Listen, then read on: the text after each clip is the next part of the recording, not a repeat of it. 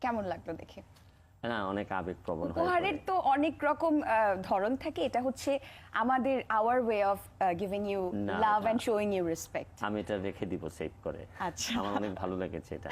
আচ্ছা, যেটা জানতে চাচ্ছিলাম, মার্কেটিং ল, এই চিন্তাটা কি থেকে একদম স্পষ্ট করে জানতে চাই যে আমি তো মার্কেটিং থেকে বিবিএমবিএ। মার্কেটিং এ পড়াশোনা করি, আমার মার্কেটিংটা পছন্দ হতো, যে মানুষ ম্যানেজ করার একটা ব্যাপার ছিল। আমি ভাবতাম যে বাজারে গিয়ে তো মানুষই ম্যানেজ করতে হয়, তো মার্কেটিংটা একটু পড়ি। তো মার্কেটিং পড়তে পড়তে এক সময় আমার মনে হলো যে আমার একটা স্বাধীন পেশা দরকার। মার্কেটিং এ পড়লে হয়তো আমি কোনো কোম্পানিতে চাকরি করব, কোম্পানি আমাকে যা বলবে তাই শুনতে হবে। তো স্বাধীন পেশার জন্য আমি চিন্তা করলাম যে লটা ভালো, আইন পেশাটা অনেক স্বাধীন। অ্যাটলিস্ট আমি দেখলাম, খেয়াল করে, যে আইনে পড়লে বা আইনজীবী হলে অনেক কথা, নিজের কথা বলা যায়, কনস্টিটিউশনের কথা বলা যায়।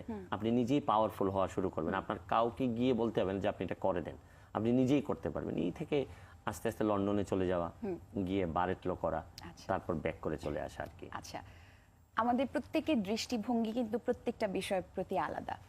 আইন শব্দটার কি বলে, বইয়ের অনেক সংজ্ঞা নিশ্চয়ই আপনি জানেন, যারা আইনজীবী তারা জানেন। ব্যক্তি সুমনের কাছে আইনের সংজ্ঞাটা কি?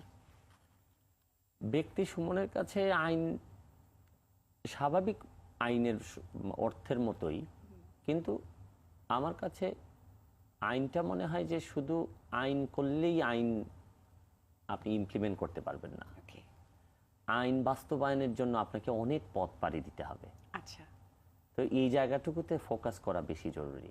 আইনের তো আপনি আইন না বানিয়েও আপনি বিদেশ থেকে ভালো ভালো আইনের বই নিয়ে আসতে পারবেন, আইনও নিয়ে আসতে পারবেন। আপনাকে এর চেয়ে ব্রিটিশদের আইন, এর চেয়ে ভালো আইন, বা আপনি আমেরিকাতে যান, গিয়ে ভালো ভালো আইন পাবেন। কিন্তু আইনের বাস্তবায়নটা ডিপেন্ড করবে আপনার দেশের বাস্তবতার উপর। আচ্ছা। তো আপনি দেশের বাস্তবতার নিরিখে যখন এই আইনটাকে বাস্তবায়নের দিকে যাবেন, তখনই কিন্তু সবচেয়ে বড় চ্যালেঞ্জ। সব থেকে কনফ্লিক্টিং সিচুয়েশনটা কখন আর রাইজ করে ভাইয়া?